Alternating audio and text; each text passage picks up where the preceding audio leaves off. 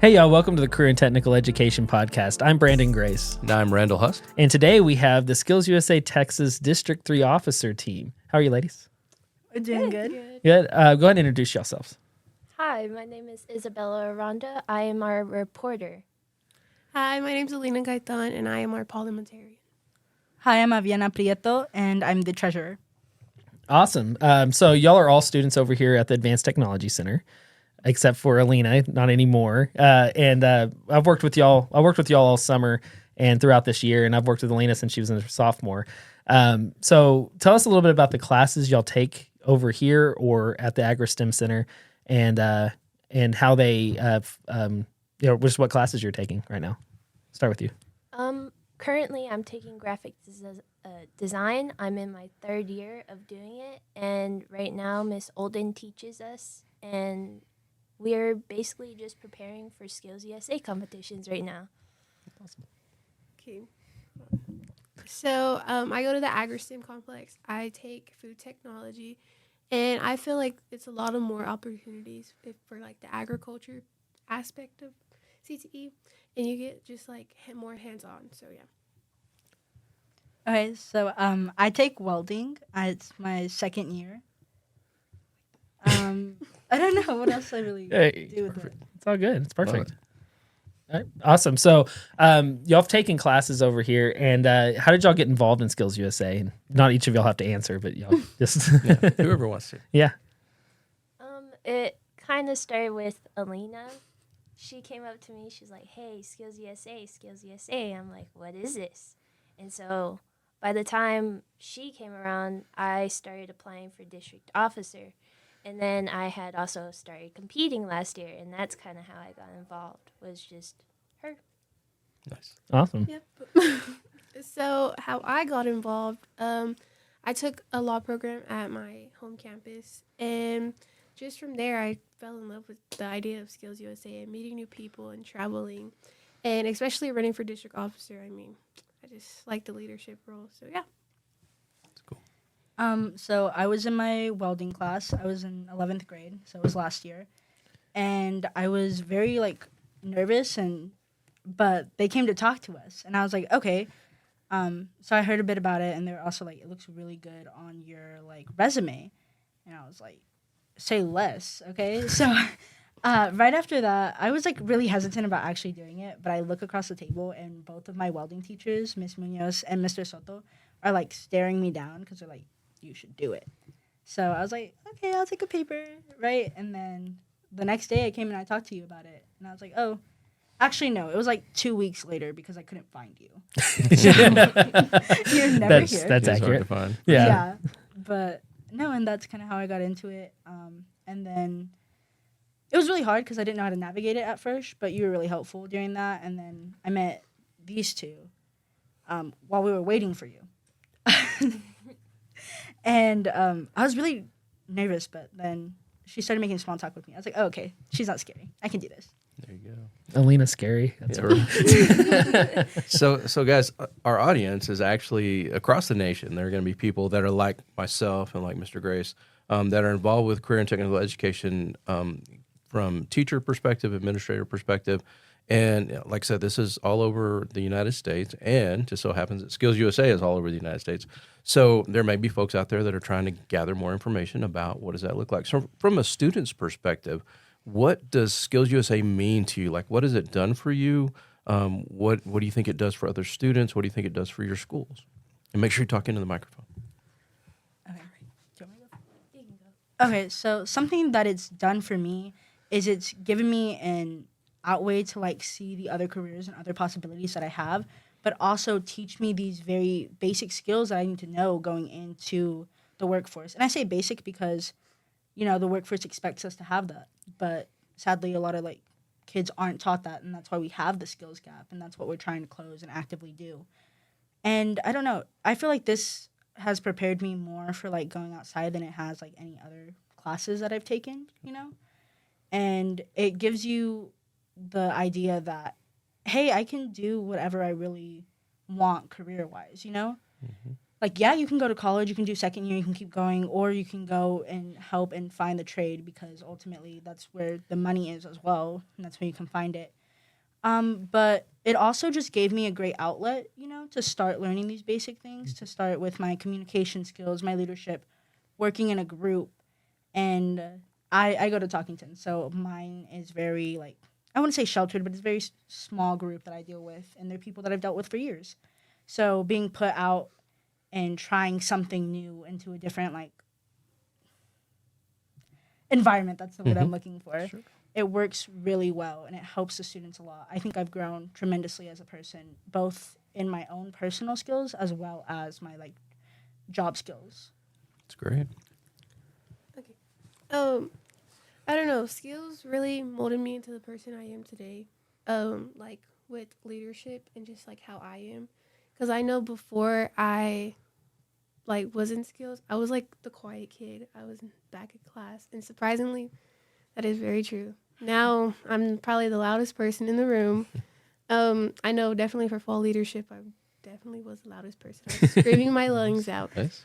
But like it also just helps you find friendships, like lifelong. I met my best friend through skills, and like we still talk to this day. And then it also like opens up opportunities. Like on my college essays, I put skills, and that's how I got accepted. So it helps you in the long run, and then also have a high school experience. So yeah. Awesome. Isabella? SkillsUSA has really given me a lot of new experiences, and it showed me that graphic design really does have a purpose in the real world, because I knew I wanted to do something with art, but never knew where I wanted to go with it in my next chapter of life in college. And whenever I started competing in graphic design with SkillsUSA, it really showed me, hey, you can really get out there with just designing something, and it really makes an impact. That's awesome. Love it. That's very cool. So whenever y'all decided to get into SkillsUSA, so yours was through welding, yours was photography. You did it through law. Gosh, you've done so much. I know. And yours was through graphic design. And through those experiences, y'all were able to compete in different contests and to help you figure out kind of what you want to do in your future. So talk a little bit about how, competing in the contests of the actual skill and technical contest, how those have prepared you and possibly led you into a possible career in the future. So I competed in pin design last year, and right now I'm competing in t-shirt design. So last year when I made a design for SkillsUSA, it just really, I don't know, I forgot the question. Oh, how has those contests prepped you for what you want to do in your future careers? Okay, so when I entered SkillsUSA and started competing in pin design last year, it really started preparing me for what I wanted to do in life, because I finally figured out, like, can really take a design out there. Love it. I mean, Alina, you've done like everything. Various things. Yeah. I've done like a lot. So I guess you could say it helped me communicate with others throughout like the competition. Like not the contest itself. It's just like I've done so much like through CTE. It's crazy. But I will say that it like helped me know who I am, if that makes sense. So like what I want to do and what like I'm good for, like in a good way. Gotcha. But like I want to do health science in college. So that's like considers communication. So that's what helped me through a lot. That's good. So mine was technical, like the technicalities when it came to like welding and all that. And it helped me realize that I was like, oh, I can like low-key remember all of these things, right? And then I also had a math portion and working like with my hands. Because I didn't get in. I wasn't one of the finalists because I came in late that day, but it's okay because everyone else was like really, really good. But it just kind of helped me realize like, hey, I wanted to go into like a field where I'm like kind of working with my hands, kind of getting to look at the math and the science behind things, you know what I mean? So, and I want to go into mechanical engineering. So that really helped play a part into it. And also it taught me, yeah, you're going to fail sometimes. Get back up, though, because the most embarrassing part is falling and staying down instead of getting up. I know a lot of times, and for me as a teacher, the contest was always the biggest part, but that's really not all there is to skills. It's not just contest. What other things do you love about skills just here on your local chapters? I think one of the things that I loved the most was being able to create like these bonds and these friendships that I've had, and also really working on my communication skills, because I do not look the most inviting to talk to sometimes. I look very mean. I look very upset. And it's kind of helped me like realize like, hey, go start the conversation first, then if people aren't going to approach you. Mm-hmm. But it also helped me realize that I like need to put forth an effort in almost like more than anything, you know? Because like regular school, it's like if you're good at school, you're good at school. You don't have to put like a lot of practice into it. Mm-hmm. But this was being thrown into a new field, and my teachers could see like, oh, yeah, she's definitely not in her environment. Mm-hmm. And I don't know, being able to work through that and being able to navigate different situations and just ones that are thrown at you, no matter what's going on, you know? Mm-hmm. And I'm assuming that you guys have all taken leadership role even in your local chapter, right? I mean, you're area officers now, but mm-hmm. or district officers. But so in your local chapter, like what all leadership have you done with your local guys? So for me, I have taken on being the quiz bowl like leader on how we're gonna do it, designing roles, setting out. Okay, you study this, you do that, and also putting forth the effort, being like, okay, if anyone else is interested in coming in, like following under me, like district wise, here's my number. Reach out to me. You know, taking on the leadership to hopefully create a path for the students that want to do it. Sure. Yeah. How about you guys? For mine, not really anything, because it's more individual contest. It's not really any type of team. Gotcha. Okay. Very cool. Mine's mostly ag, so through FFA, I'm the president chapter. So you're the president of FFA also? Yes. Wow, that's amazing. Okay. And like it's just basically learning how to get people motivated mm-hmm. through like our chapter, because I know our vice president, I know how to get him to where he's like basically locked in. That's what we always use. And it's just like if you know how to communicate with certain people and how to start a conversation through like their interests, they're gonna want to like look up to you and like listen to you. So I think that like helps a lot. So skills like that are so valuable as you move. I mean, obviously you guys are all three going to college, but even as you go beyond that and go into your careers, I mean, those kind of things are what are going to make you great leaders, make you kings in whatever land that you end up in. So that's really cool. And so with we talk about the contests and now let's get into kind of the leadership opportunities that they have. Y'all are district officers. There's also chapter officers, there's state officers, national officers. So tell us about what really drove y'all, besides, seeing Alina and saying, she talked to me. What really drove y'all to want to do kind of, get out of your comfort zone and try something new, becoming a district officer? What really pushed you to do that? It was moreover improving myself, because looking at a standpoint, I can't always stay like sheltered. I can't always stay within my comfort zone. So whenever I really had this opportunity, it was there and I could just take it instead of just leaving it behind, because then I would have regretted not doing all the things I would have had to have the opportunity to do now.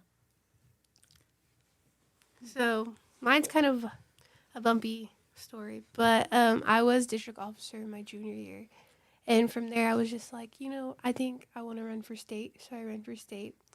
And sadly, I didn't get it. But at the time, I was really disappointed in myself. And I was just like, if I don't get state, then I don't want to be a district officer. And I told my friend that. And the little birdie told Mr. Grace.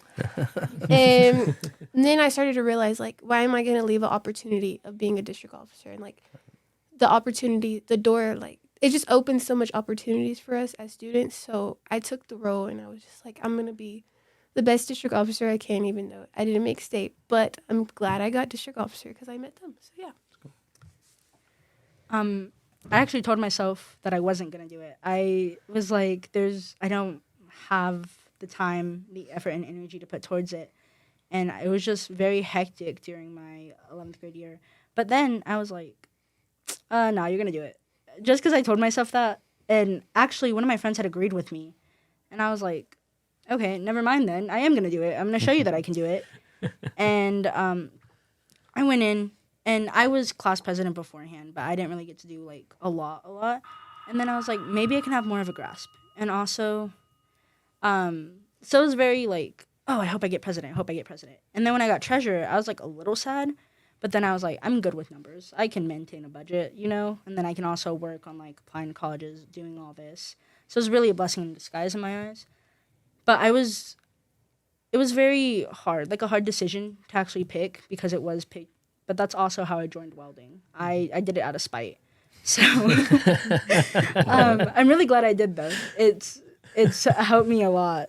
But, yeah, no, and I don't know, just the possibilities that have, like, opened up for me now. Mm-hmm. And, like, when I went to Washington, I was like, oh, I could totally be a congressman. Like, I can do that. Like, in my head, I was like, okay, maybe politics next. So you guys tell me about the Washington trip. So you were down there for leadership training, right? Mm-hmm. All right, let's hear more about that. Oh my God. Okay, so I got a library card, right? But, like, the big one, so I was really happy about that. I dragged them to go do that with me. But also, I feel like being able to see, like, the networking, see other kids our age doing, like, really cool and amazing things and advocating. And I was also doing government at the time, like, school-wise. So then I was like, oh my God, I know everything that's going on. And it was really fun, like, building the connections and everything. But it was very impactful being able to go, like, talk to the congressman staff, or not congressman, senator, right? Yes, senator. And also, we got to go in the tunnels. Nice. That was super cool. I felt like a secret FBI agent. It was, it was, like, so much fun. But also, it was really informational. Like, it was very educational, and it very helped us, like, network, you know? Because I still have numbers from the people that I talked to, and it helps me just see really what all is out there and what can be provided, and also what big organizations can do for, like, smaller people, because Lubbock's a fairly small town.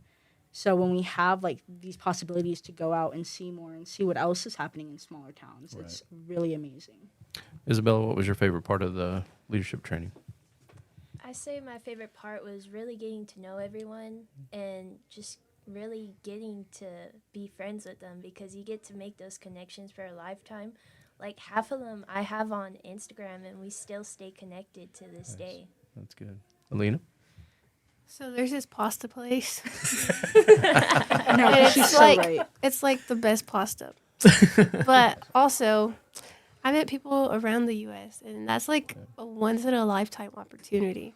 So, I mean, I still keep update. Like, I have friends from Arizona that I met 2 years ago in Washington, and I still keep up with them. So it's just like that aspect, too.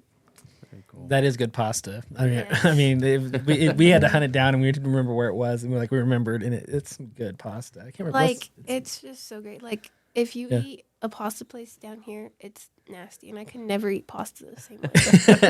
it ruined pasta for the rest of her life. Yeah. Wow. Sorry. Go, you're good. I was going to say the ice cream shop afterwards. Oh, that was good too. Yeah. So what you're saying is it's not just, we do business, but we also get to have a good time whenever we're out and get to try new things. And to, it's really is, as an advisor and as a district coordinator, getting to work with students year after year, it's always great to watch the students grow as humans, because Isabella barely talked to anybody whenever she first started. Alina, I mean, she's always talked to everybody, but now she talks better to people. And then, Aviana, you've become more conversational, and you've been able to work closer with people, and you've learned to really become leaders within this organization and within your classrooms. And that's what Skills USA does, is it takes people and builds them and grows them into great leaders, into great people that are going to go out there and become something and to be the future of our workforce, our nation, all the things, all the words. They're going to become leaders within America. And if you go over to, Puerto Rico or something, you'll be a leader there too. I mean, because that's what y'all do. You'll learn that you can. It's just because it's hard and it's something that you weren't sure if you wanted to do. You still tried and did, and now look at y'all. Y'all have gotten some great opportunities, met amazing people. You got to go in the tunnels. And by the way, there's a train down there. But I think you got to go through the tunnels and do all that. And it's something that not a lot of people get to do. And it's opened your eyes to what the world is actually like, not outside of our little bubble of Lubbock. And that's why I love this organization, and why I love to be able to take 3 young ladies to these things, so that way they're able to actually experience some great things too. So that's what SkillsUSA has done for me as an educator, but also and we do it because we want them to succeed. Yeah. So that's awesome. Yeah. What do you guys do as district officers? Like, what does that look like? What do y'all get to do? Like, what's your roles? All those kind of things, and talk to me about that. So we kind of help out when it comes to like recruiting people, as well as like the bigger things. Like we have district coming up, district competition. I just call it district. But so we'll do opening and closing ceremony there. We'll pick the next leaders to like come on and continue our, I don't want to say legacy. That sounds a little too pretentious, but like continue what we're doing. And also we also did what is it? Fall leadership. Yeah. You're so smart. Yes, so we did that. And it kind of helps us like real world events, because I did the budgeting. I found out what we needed. Because you're treasurer, right? Yeah, I'm treasurer, so that's more of my aspect. Fall leadership was my favorite day of skills. I just got everyone hyped up because it was a long day early in the morning. And not only that, like we worked so hard just to like do opening statement, closing statement, and all of that. And then we broke out in little groups and we did a little activity. Mine was the funnest. It was loud. Yeah. Every year my group is so loud. I don't know why. Probably because I'm loud. But it's just like that. And we also do summer leadership. That's where we gain our leadership roles. And Nice. Oh, summer leadership. All right, so my role's kind of just posting stuff online, keeping everyone connected. Like at Fall Leadership, I was posting stories right as they were doing the activities, and people were watching them as we were doing Fall Leadership, because of course kids have their phones, they'll take them out and they look and then they share it to others. Nice. Very cool. Yeah. As we kind of start to end this show, so again, there are going to be people listening from all across, and some people are trying to make the decision on whether they want to do this. So 2 things, it's a 2-part question.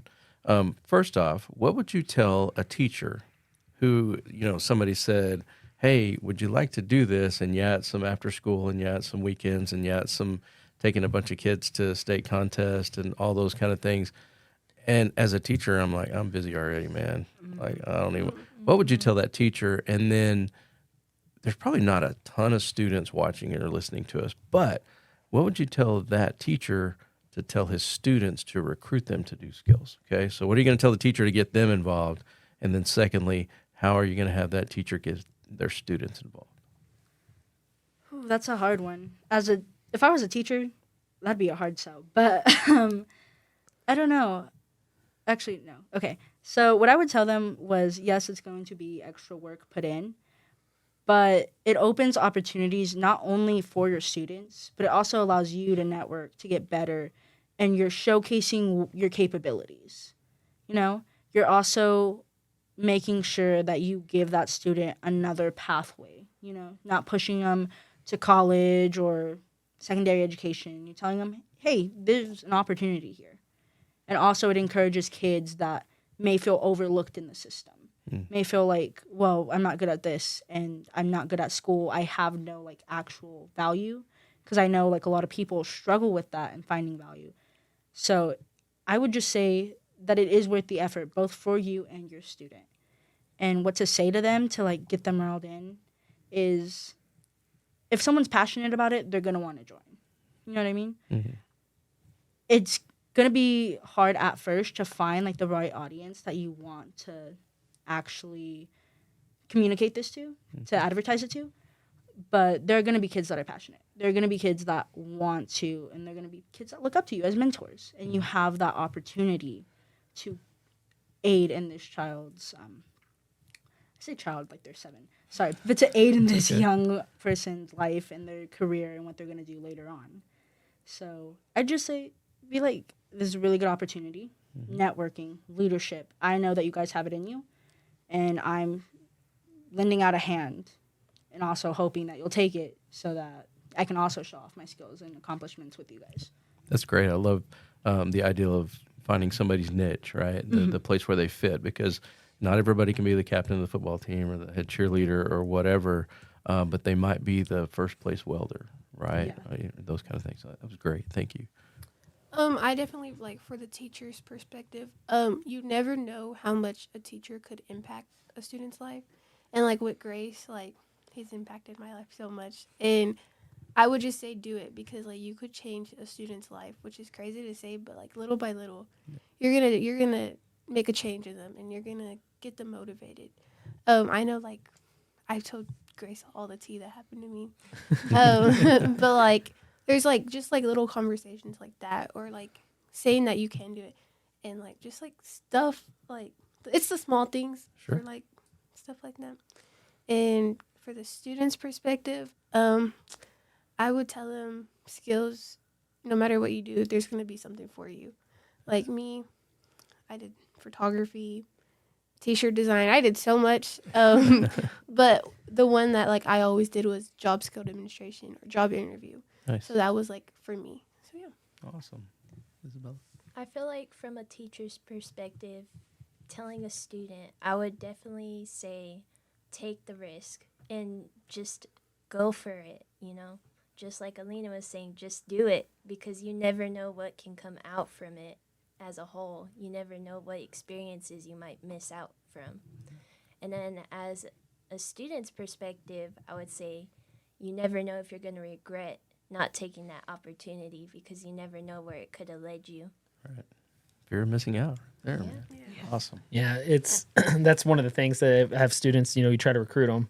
And after you recruit them, you get your group of kids that are doing it. And the ones that don't end up doing it are always regretting, oh, I should have done it. Right. Because they hear about how awesome how much fun they have, how great the contests were, and, the people that they got to meet. And then just the stories, because there's always some sort of story with everything that we do. For sure. Yeah. Every single time you do anything. So it's been really it's really a great thing for teachers, but because it's what's kept me teaching all these years. That's awesome. Honestly, because without you can teach class all day, then it's monotonous and blah blah blah. Then you start doing stuff like this, and then you deal with different personalities and different people that just allow you to grow as a teacher, and it also teaches you to be a leader as an educator, because then you're able to grow into that role of education, of working with students from all over. So it's cool. It is a huge investment, you know, as a teacher, and not everybody's invested as Mr. Grace. Let me tell you, this guy does everything skills, but it's so worth it when you get to see. You guys don't get to see this part, but as a teacher, like you ask, sometimes you beg somebody to do a contest, and they're like, "No, I don't want to. No, I'm not even good at that. Whatever." And then they do it, and then they crush it. And just to watch that whole metamorphosis of a student to go from, like you guys were talking about, being shy and reserved and all those kind of things, and then coming out of your shell and doing all those kind of things. For a teacher, that is like the bomb. It's worth any paycheck. It's worth any hours that you spend outside of school and all of those things. So, yeah, if you're thinking out there, do it. Yeah. Just do it. It's worth it. I promise it's worth it. And just watching the kids succeed. Like I've cried, I've laughed, it's an emotional thing for a teacher. Oh, let me tell you, watching a kid, I taught construction. Yeah. And so, watching a kid make a mistake on a wall, and you can't say anything about it, because then they're automatically disqualified. You just sit there and watch and be like, oh my gosh. And you just hope that they find it. And if not, then it is what it is, and it's fine. That was last year at Nationals. There was one little piece. I'm like, he's going to get counted off for that. And he did. And he got fourth instead of third in the nation. Oh. But, whatever. But whatever. It's fourth in the nation. Out of 50, no big deal. Is there anything you guys would like to tell our audience out there about skills, about anything that you want to share as we close this out? I know a lot of people are going to be really nervous in joining this, and they're going to be like, okay, well, maybe it's not the right time. And for me, one of my mottos is, I'm going to do something, I'm going to do it scared, you know? Love it. If I'm not ready, if I'm not confident enough, throw on a smile. Walk straight, do it. Because what's worse than not learning? You know what I mean? Mm-hmm. I feel like constantly learning, constantly making mistakes, and getting back up. If you fall down and don't get back up, that's the most embarrassing part about it. You know? So if you're going to do anything and you're scared about it, do it scared. Do it scared, man. That's a new motto right there. Do it scared. Elena. Just join. It's fun. It's really fun. I know, like, at first I was just like, it's for weird kids, but now look at me, I guess I'm a weird kid. But yeah, I really like it. I like the traveling opportunities, the leadership opportunities, like meeting new friends. Like, there's this friend in Corpus, and I still talk to her almost every day. Nice. So it's just like little things. So yeah, that's cool. Isabel? Just do it. Just do it. Nike. Just do it. Love it. Love it. I love it.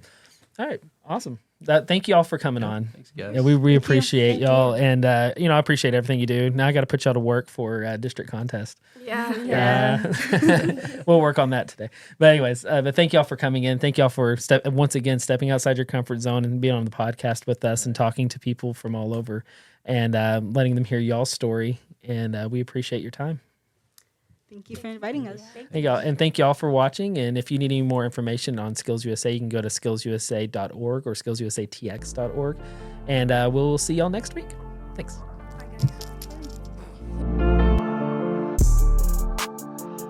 You can watch and listen to all episodes of the CTE podcast on Spotify, Amazon Music, YouTube Podcast, and LubbockISDTV.com.